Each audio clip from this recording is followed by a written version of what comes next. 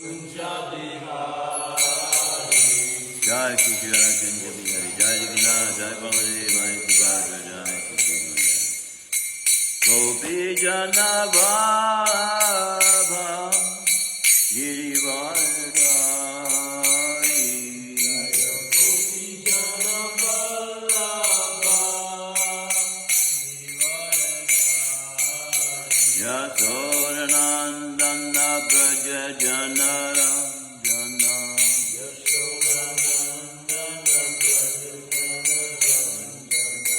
Yamuna Tira Vanachari,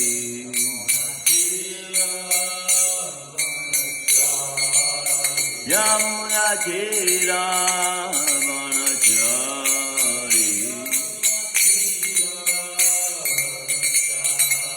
Jaya Radha Madhava Kunja Bihari,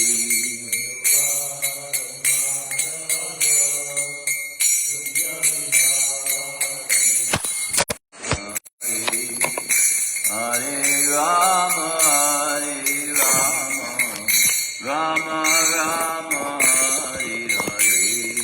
Hare Krishna, Krishna Krishna, Hare Hare. Hare Rama, Rama Rama, Hare Hare. Jaya Radha Kunja Bihari, Radha Kunja Bihari, Hare. Jaya Radha Kunja Bihari, Radha Kunja Bihari, Jaya Jagannath, Jaya Jagannath, Jaya Baladev, Mai Subhadra. Jaya Jagannath, Jaya Jagannath, Jaya Baladev, Mai Subhadra. Jaya Srinathaji, Jaya Balagopal, Jaya Srinathaji, Jaya Giri Govardhan. Jaya Srinathaji, Jaya Balagopal, Jaya Srinathaji, Jaya Giri Govardhan. Jaya Gaurani Jai, Jaya Gaurani Jai, Jaya Gaurani Jai, Jaya Gaurani Jai.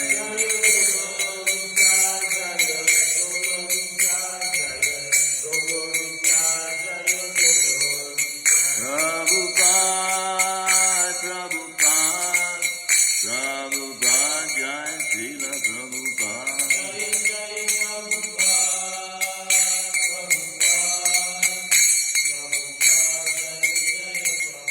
Jai Jai Gurudev, Gurudev, Gurudev, Jai Jai Gurudev.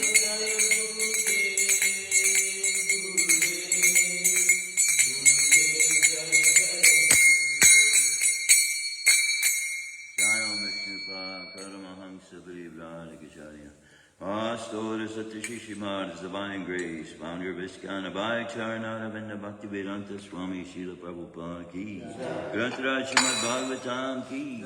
Their most merciful Lordship, Shri Kunja Bihari ki. Shri Jagannath, Shri Baladev, Mai Subhadra ki. Shri Nathaji, Shri Balagopal ki. Shri Shrimadbhagavatam ki.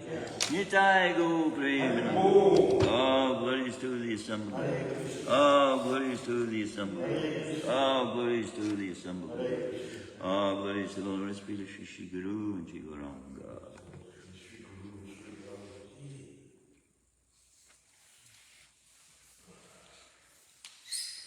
Read text 9. Om Namo Bhagavate Vasudevaya. Om Namo Bhagavate Vasudevaya. Om Namo Bhagavate Vasudevaya. Om Namo Bhagavate Vasudevaya. Narayanam Namaskritya Naram Chaiva Narottamam Devam Saraswatim Vyasam Tato Jayamitiraya Nastu Prayashu Bhadreshu Nityam Bhagavata Sevaya Bhagavati Uttama Shloke Bhaktir Bhagavati Naistiki. Reading from Shrimadbhagavatam, Canto 1, Chapter 7, Text 9. Sanaka Uvacha Savai Nivritti Nirata Savai Nivritti Narata Sarvatropekchako Muni Sarvatropekchako Muni Kasya Va Pratim Etam Kasya Va Brihatim Etam Atmarama Samabhayasat. Sorry. Atmarama Sambhayasat. Yeah, Samabhyasat. That's what it is. Sonaka Uvacha. Savai Nivritti Nirata. Savai Nivritti Nirata. Savai Nivritti Nirata. Sarvatropeksato Muni. Sarvatropeksato Muni. Sarvatropeksato Muni. Kasyava Bratim Etam. Kasyava Brihatim Etam. Kasyava Brihatim Etam. Atmarama Samabhyasat. Atmarama Samabhyasat. Atmarama Samabhyasat.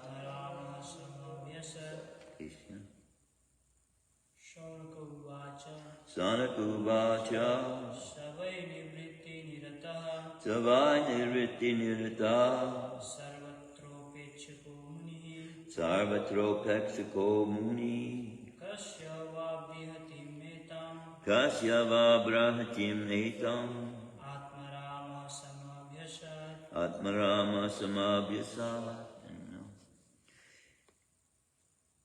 Sanaka Uvacha.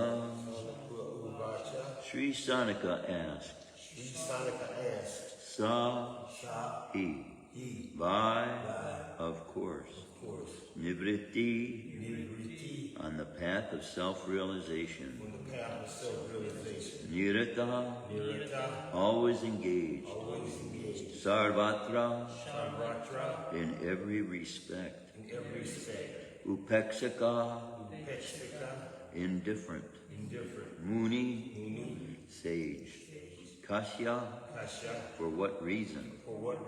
Va, for, Brihatim, vast, Etam, this, Atmarama,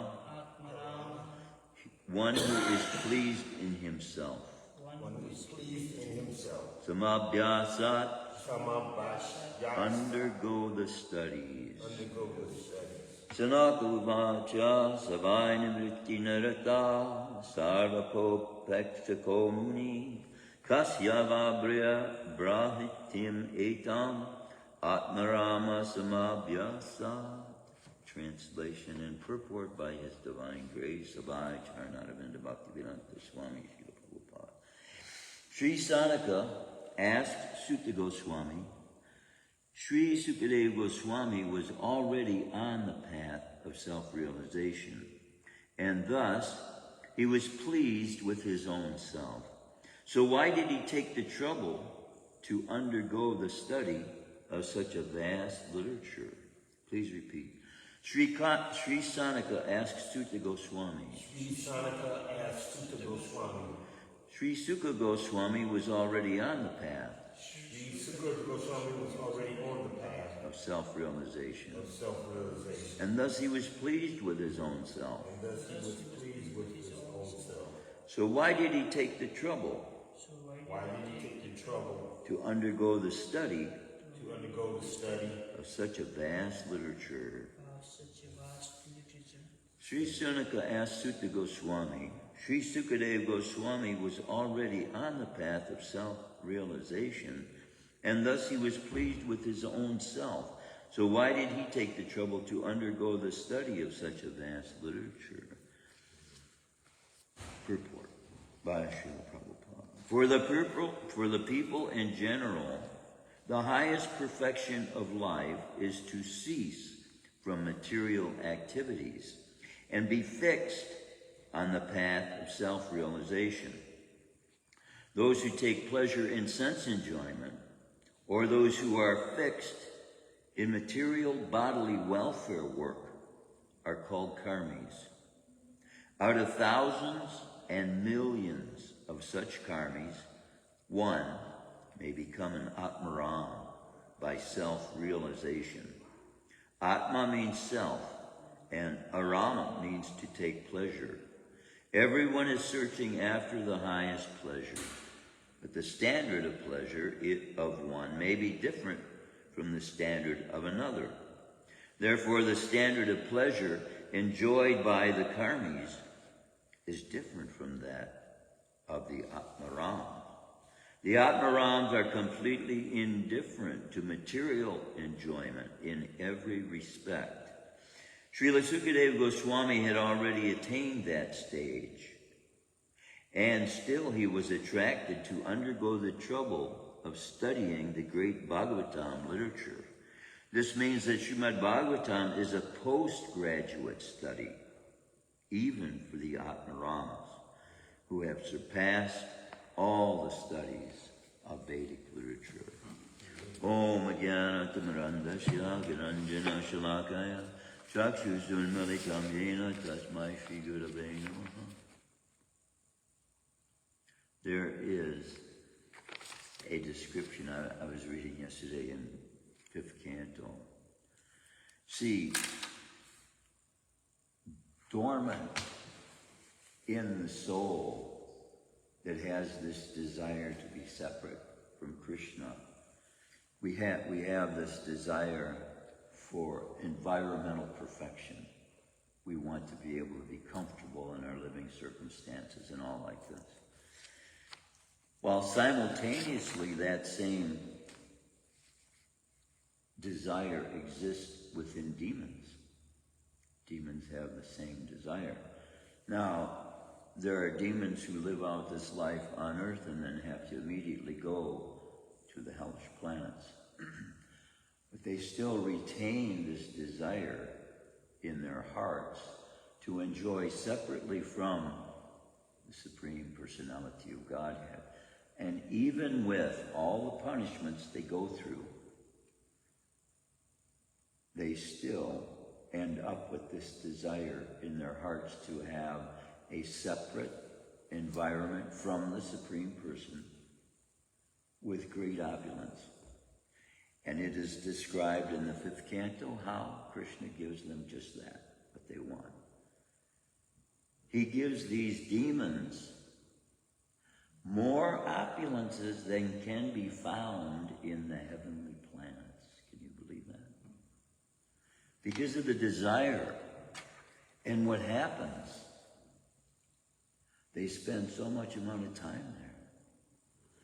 The ability to even believe there is a God wears away. They just live in that environment for so long. There is no exposure to them, which is their desires in their heart. They don't want God.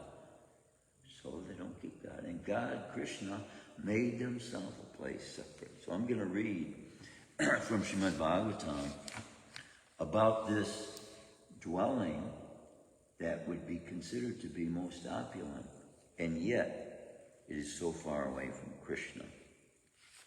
Below the planet Vitala is another planet known as Sutala, for the great son of Maharaj Virochan, Bali Maharaj, who is celebrated as the most pious king, resides even now. For the welfare of Indra, the king of heaven, Lord Vishnu appeared in the form of a dwarf brahmachari as the son of Aditi, and tricked Bali Maharaj by begging for only 3 paces of land, but taking all 3 worlds. Being very pleased with Bali Maharaj for giving all his possessions, the Lord returned his kingdom and made him richer than the opulent King Indra. And as we know, King Indra is the ruler of all the heavenly planets. Even now, Bali Maharaj engages in devotional service by worshiping the Supreme Personality of Godhead in the planet of Sutala. My dear King, Bali Maharaj donated all his possessions to the Supreme Personality of Godhead, Vamanadev, but one should certainly not conclude that he achieved his great worldly opulences in Bila Svarga as a result of his charitable disposition. The Supreme Personality of Godhead, who is the source of life for all living entities, lives within everyone as the friendly supersoul, and under his direction, a living entity enjoys or suffers in the material world. Greatly appreciating the transcendental qualities of the Lord, Bali Maharaj offered everything at his lotus feet. His purpose, however, was not to gain anything material, but to become a pure devotee. For a pure devotee, the door of liberation is automatically opened. One should not think that Bali Maharaj was given so much material opulence merely because of his charity. When one becomes a pure devotee in love, he may also be blessed with a good material position by the will of the Supreme Lord. However, one should not mistakenly think that the material opulence of a devotee is the result of his devotional service. The real result of devotional service is the awakening of pure love for the Supreme Personality of Godhead, which continues under all circumstances. If one who is embarrassed by hunger, or who falls down or stumbles, chants the holy name of the Lord even once, willingly or unwillingly, he is immediately freed from the reactions of his past deeds. Karmis entangled in material activities face many difficulties in the practice of mystic yoga and other endeavors to achieve that same freedom. The Supreme Personality of Godhead, who is situated in everyone's heart as the Supersoul, sells himself to his devotee, such as Narad Muni. In other words, the Lord gives pure love to such devotees and gives himself to those who love him purely. Great self-realized mystic yogis, such as the 4 Kumars, also derive great transcendental bliss from realizing the Supersoul within themselves. This is farther on. I didn't realize I'm reading farther than what I had spent so much time reading. I didn't know how far I had gone. But this is... You count them 4 Kumaras, those are the ones who wouldn't let the 2, they wouldn't be let in to see Krishna, right? Right. The guards. The 2 Right. guards. The 2 guards, Jai and Vijay. Who are those 2 guards? Jai and Vijay. And that painting is upstairs. That painting is Yep. upstairs. And they took the incarnation of somebody else, and they're actually, In Vaikuntha, they're in the guards at the gates. You're talking about before that? in the Ramayana, Ravana and his brother. Yeah. Yeah, that's the, Well, Ravan was in Ram. he stole Sita. Okay. Is that right? Yep. Yeah. Ravana still Yeah. Sita. And those are the incarnations of those two gatekeepers, right? Right. And his brother Hiranyaksha, Oh, Hiranyakshipu and Hiranyaksha. he was the one that was able to put the earth under the causal ocean. Right. Oh, that's their incarnation See, also. yeah. Oh, wow. So they were both brothers. Right. And then they manifest What were their names again? as demons, Jai and Vijay. Jai Vijay. Okay. We have a devotee named Vijay. Yeah, I ain't seen him in a long time. Let me see now if I can go back. He a martial artist. Really? In his own book known as Narada Pancharatra, Bhagavan Narad has very vividly described how to work to achieve the ultimate goal of life, devotion, through knowledge and through execution of the mystic yogic system. He has also described the glories of the Lord, the Supreme Personality of Godhead.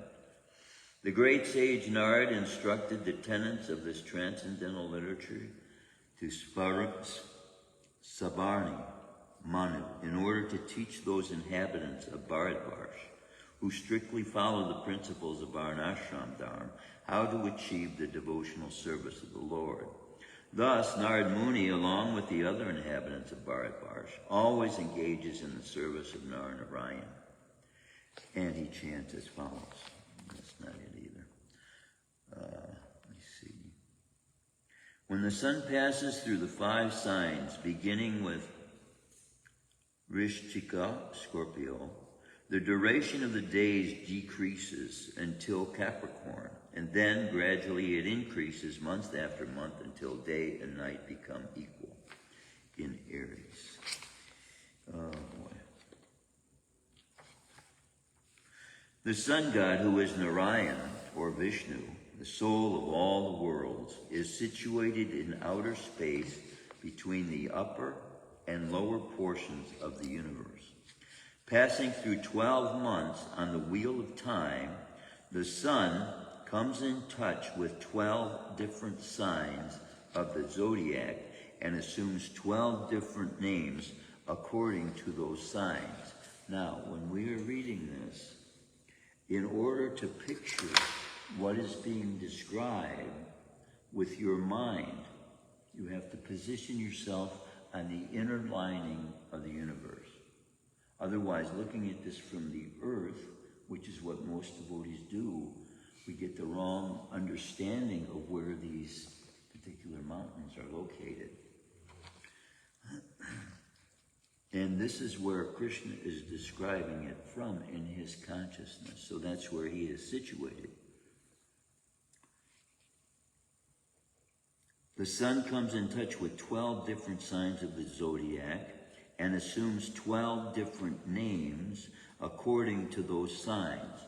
Now, if you're situated down in the middle of the universe, right, the zodiac is above you, all right? 12 different houses, okay? That same period is 1 day and night for the planet Pitraloka.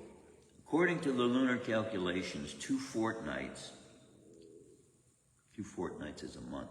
One of the waxing moon and the other of the waning form 1 month.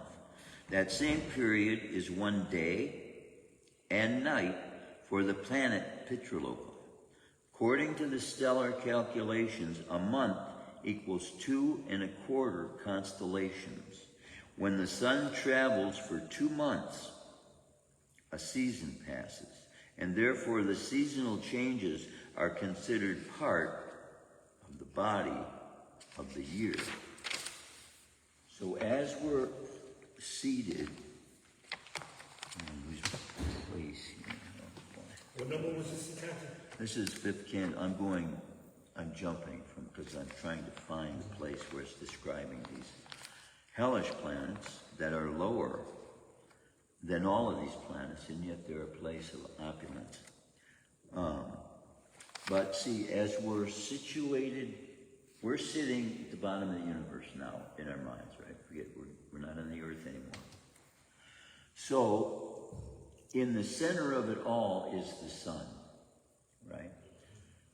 In the bottom of the universe the center of that area is Krishna's laying on Sheshanag, right? Okay. Around that island that he is on is that golden chariot. It goes around in a circle around the sun. If we look at it on the earth, we're not going to see it the same way at all. And most devotees are looking at this thing as being a chariot that goes around the earth. It doesn't. It's going around that circle of Sheshanag. All right?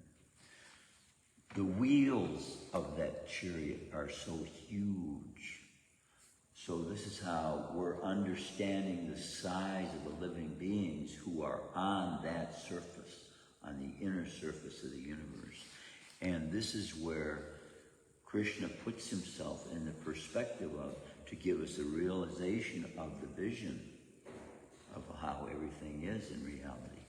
But if we take this as an ordinary book, to be thinking of it as someone talking about the earth, won't get the same understanding at all.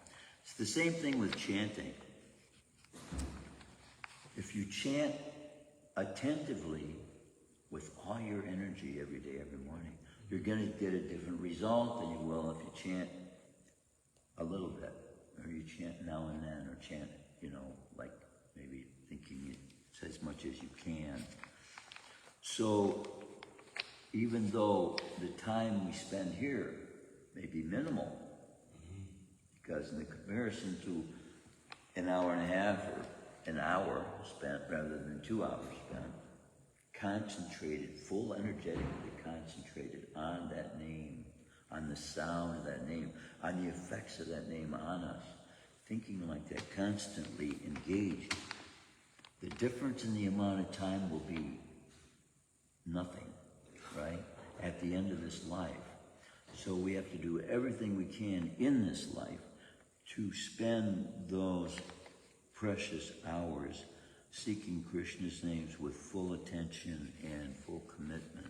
And then we will get the end result of this, what is described Atmaram. We become fully satisfied, self-realized, knowing what the self is. And that's what the aim of many paths is. And it's the end for them, just to become Atmaram. But we're seeing here that that's not the end. That when we develop the love for Krishna, there is no end. Let's see. Oh, I read that already. That's too. I'm going to have to find this out today. I'll read some more and find out where I was reading this from.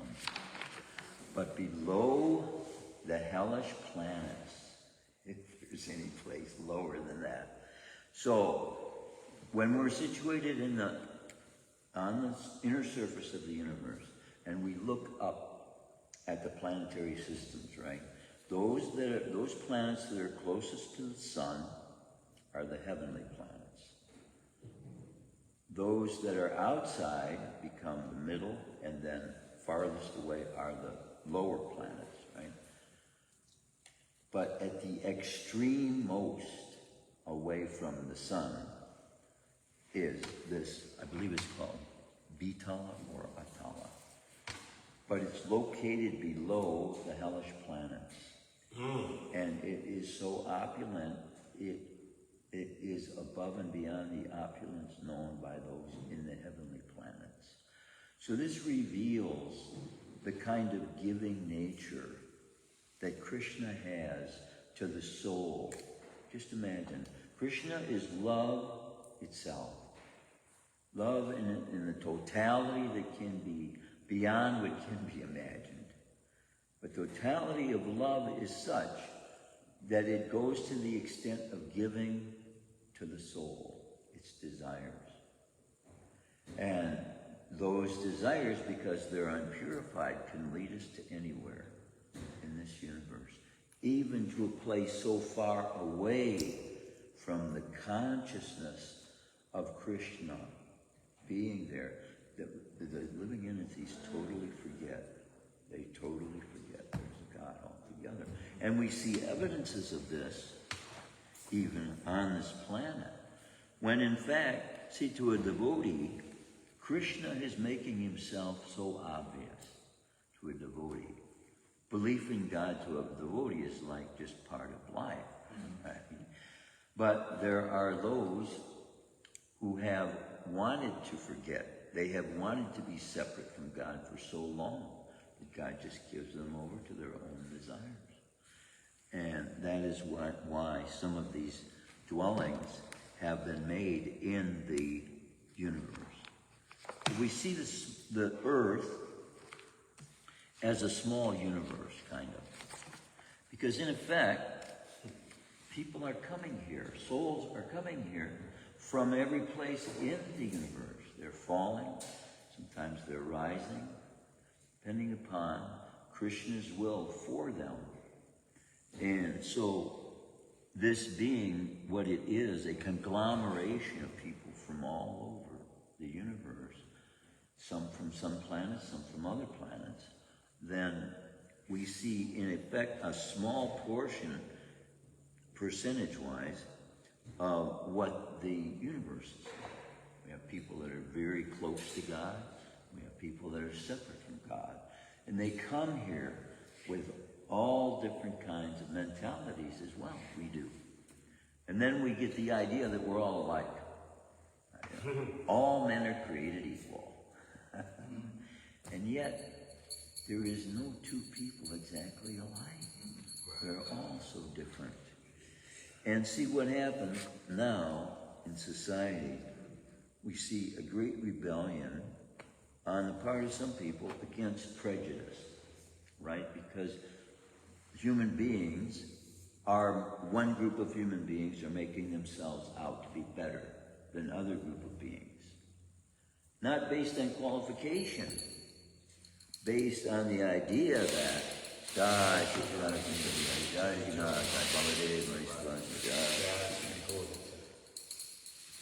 according to their birth. This is a caste system being drawn into modern civilization with a different name. So if we have this idea in our minds that our race is superior to all other races, this is racism. And it is the very thing that self-realization is bringing us out of. To realize the environment that's been created in the earth is a meeting place and a portal, a door, an opening, because Krishna has come here, made a door available through this planet to the eternal realm. But it's not necessarily available in every planet. And so we can come to see by the uniqueness of this planet, all the souls, the birds, the ants, the bugs, the snakes, the rats, the elephants, the tigers, they're all of special nature to have been brought to this place in the universe in which a door is open to be able to find entrance into the eternal realm. So none of us should be thought of or looking at any other of us as different from that which we are as eternal souls. Right. And when we have that, then totally nobody's going to be thinking somebody else to be better than them, or for them to be thinking that they're better than somebody else. The potential is there for perfection. And being on that path, as we are in Krishna consciousness, then we have the vision being given to us to be able to see the glory of the soul, the form of life manifesting itself in so many varieties, all revealing different aspects of the very person, the very one single individual that everything is coming from. And so how complete in Krishna. So if we talk about any aspect that is manifesting itself in this world, we're talking about Krishna without realizing it. So if we hold in our hearts specific prejudices against any aspect of humanity at large than we are experiencing, we are holding that against Krishna himself. He's the one that designed it that way. So there may be discrepancies, there may be personal differences and manifestations that people have that they develop because of their lack of knowledge of God. And we distinguish between believers and non-believers, between atheists and those who are partaking in the activities for the advancement of human beings. But we know we have been there ourselves, and it is only the lack of knowledge being given to us freely by Krishna himself that has enabled us to come to any state of advancement, any state of knowledge about ourselves, any state of even material advancement. It's all been brought about by Krishna's energy. So what we have in our propensities to criticize others,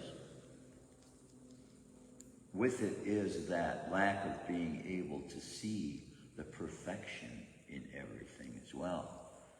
Because whatever state that soul is brought to that point in its development, it has been put there by the powers and laws of the Supreme Personality of Godhead. So they are there for us coming in contact with to also either elevate them and help them come to Krishna consciousness, or else teach us that some souls, it's not for them this time around.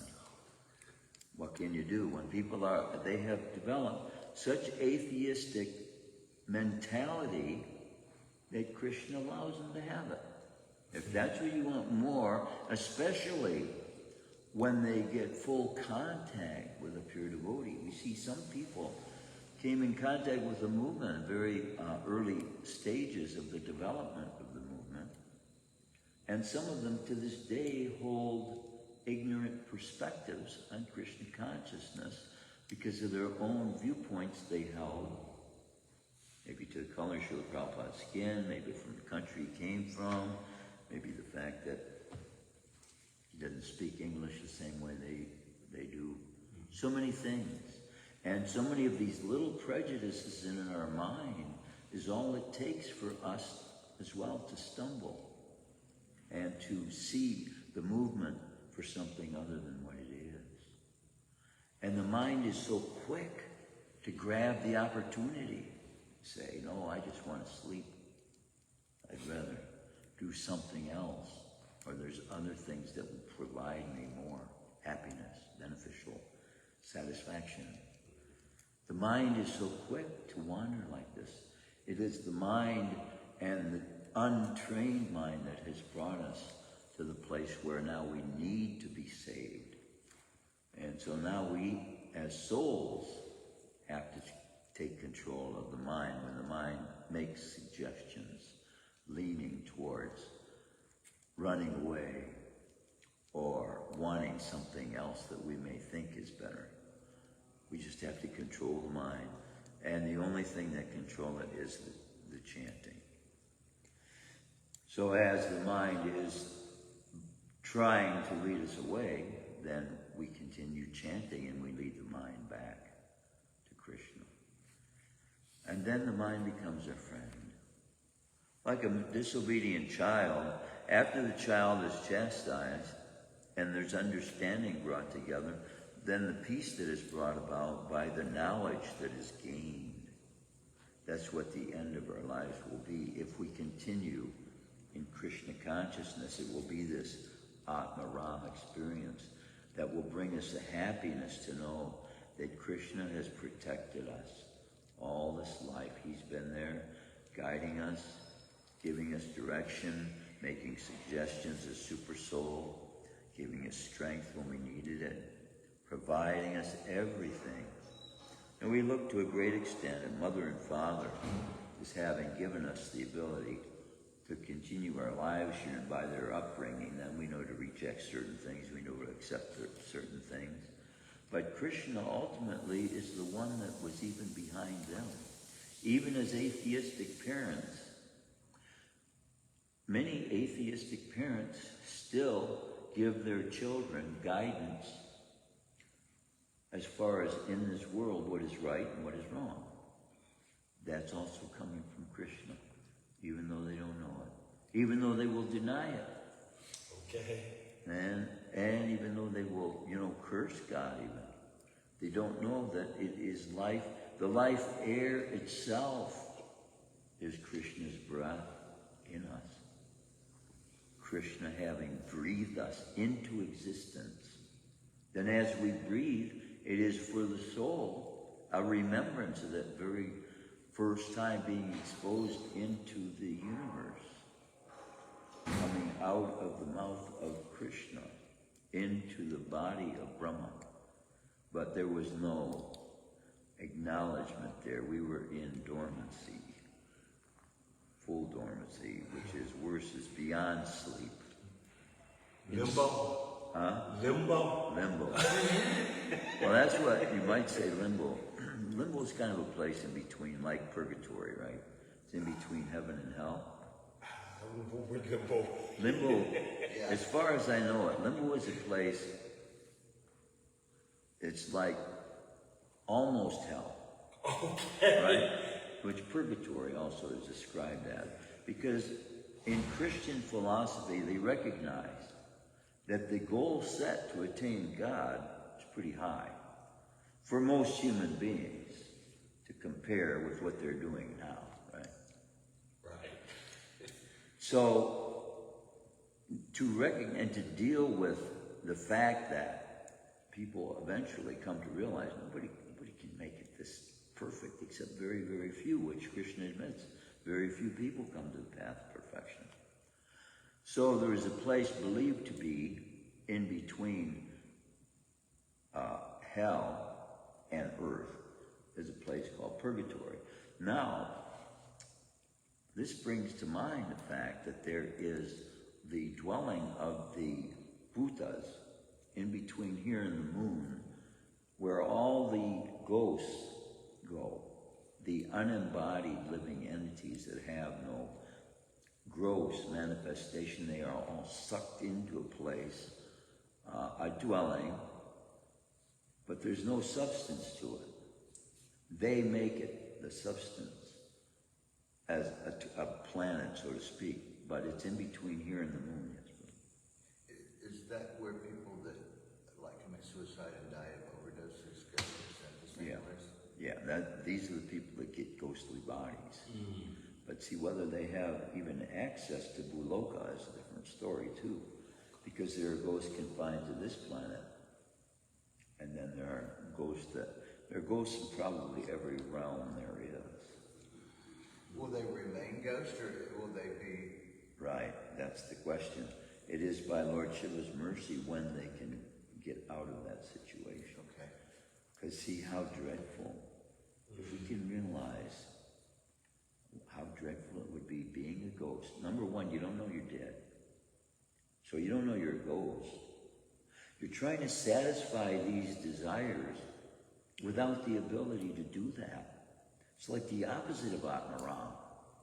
Atmaram is totally satisfied. A ghost is totally constantly tormented with the nag of senses that he doesn't have, that the mind is carrying over from its previous remembrance of. But it doesn't really have a gross body to be able to satisfy the desires the soul is creating by it having had a separate body previously. So our involvement with this material energy can create within us an addiction. I mean, food in effect is a form of addiction, but without the body to satisfy it. See, that's what is the drastic thing, that people think I can commit suicide and it'll be all gone. No, commit suicide and you'll be stuck in that form and no means getting out. There's no preachers that I know of in the ghost realm. So you're stuck. really stuck until somebody else, like Lord Shiva, some very elevated sage possibly, a servant of Lord Shiva. We had one come here, that nature, who takes servants from Lord Shiva and has the ability then to give you another body. But until that happens, it's just same thing as being in hell, only a little bit less suffering, a little bit less. It's not burning, but it's a nagging desire and an angst. You got to have it now, and it's not stopped, because when you're in a physical body, the urge you have to eat you can fulfill, and then it's over. Then the urge is gone. Not so with a ghost body. Just imagine that. Constant hunger, can't sleep, can't eat, can't drink. Only desire. Only desire. Now imagine being in that position for 1,000 years. When does it end? That's the thing we have to realize. We have been set free from. It's a good likeness. We may have been ghosts previously, and somehow by Krishna's mercy got the opportunity to become whole again. But we have to know there's as Christians say, there's a hell to resist, but there's even worse than hell that you can get stuck into for a longer time than hells will even put you in.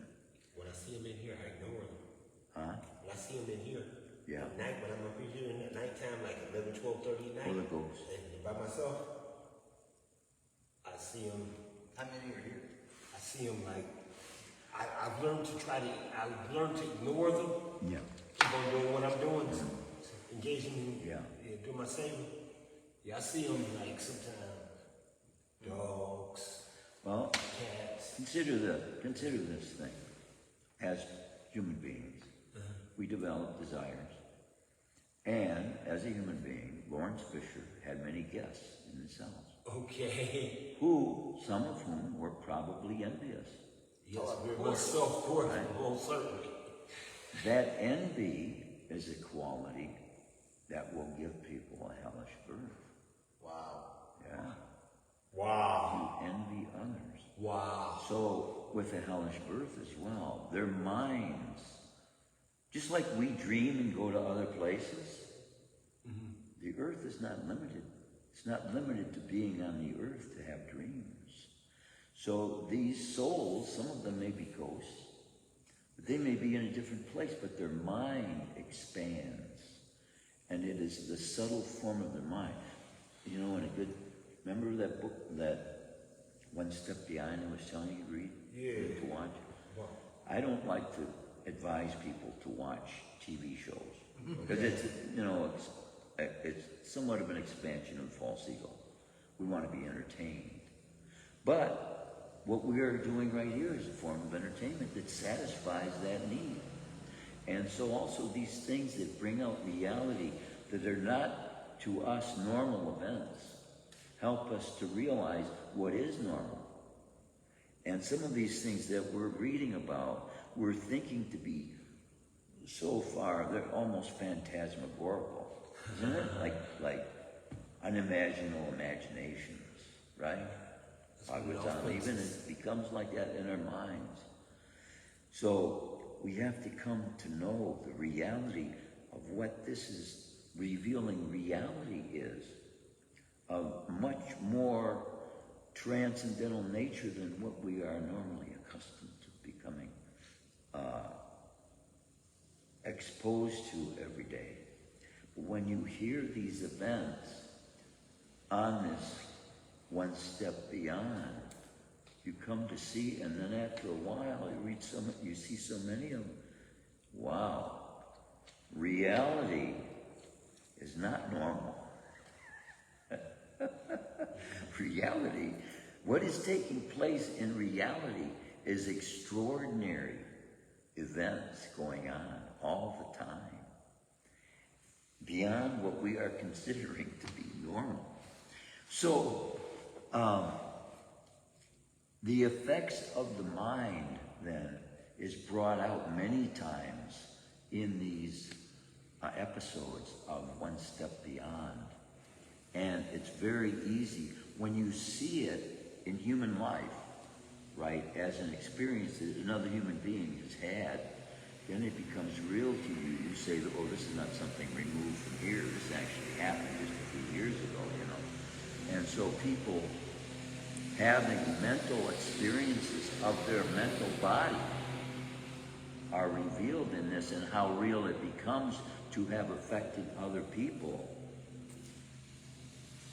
unknowingly by the person who was doing the affecting. There's one man in a hospital bed having surgery being done to his brain, was in his subtle body on a desert helping people who were stranded, who didn't know where they were and would never have been able to find their way unless he had, through his dream, appeared in a mental form to guide these people out of the wilderness where they were. And by seeing that they knew this person so well. They knew his address, they knew how to get to his house, they knew his father. And here he is being operated on in a hospital, thousands of miles away. See, here again, when we position ourselves as souls in that place in the universe, big and small then becomes relative. So that which our mind is capable to do without our even knowing it, it can bring us to places without our control of it. This is why we have to learn to control the mind. We have to take control over the mind's thoughts, because it can bring us to places that we don't want to go to without realizing it. And by our giving it leeway every day, we're giving it that leash. They'd say, you can go to Belle Isle, but your dog has to have a 6-foot leash on it.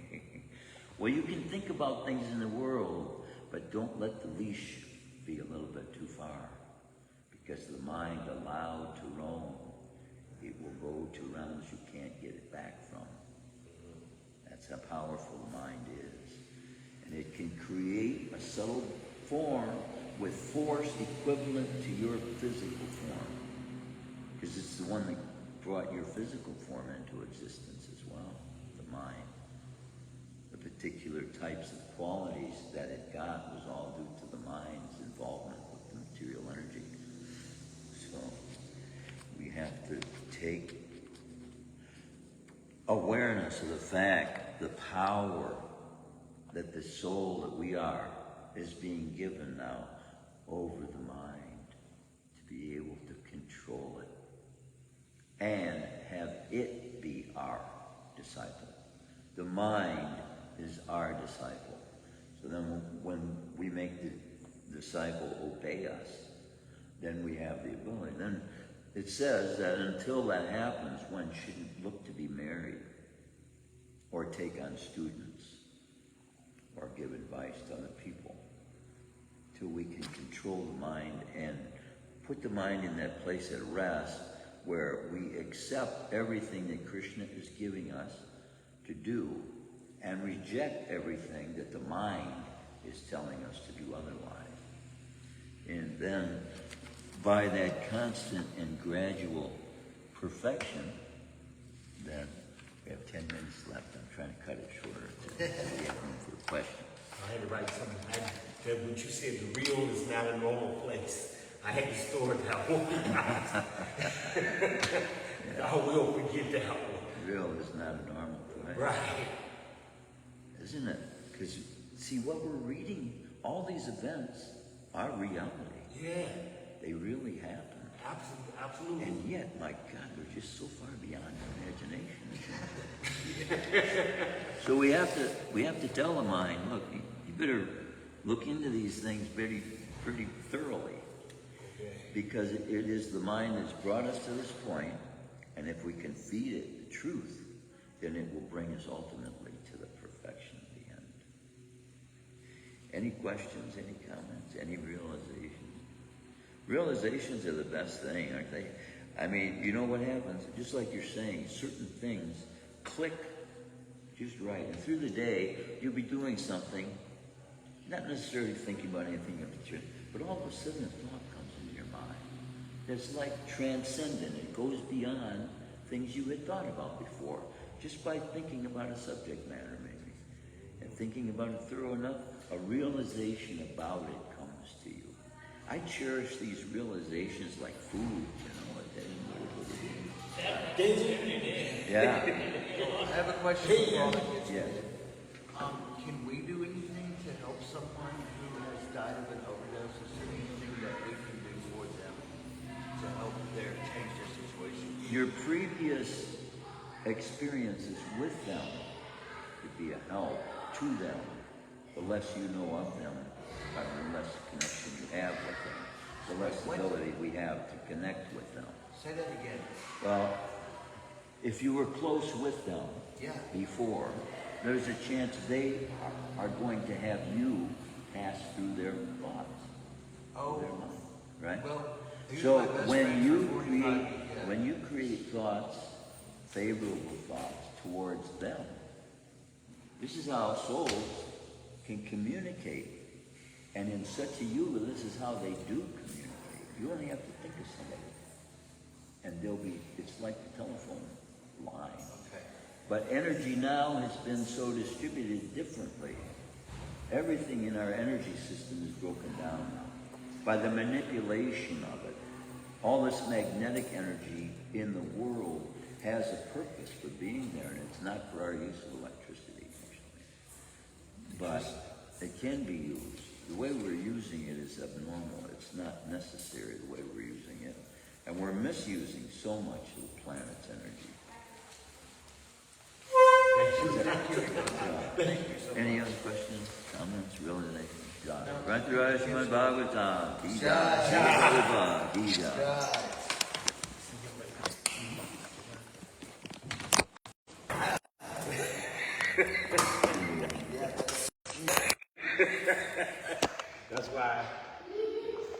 That's why she calls it the synthesis of philosophy, religion, and science. You know what?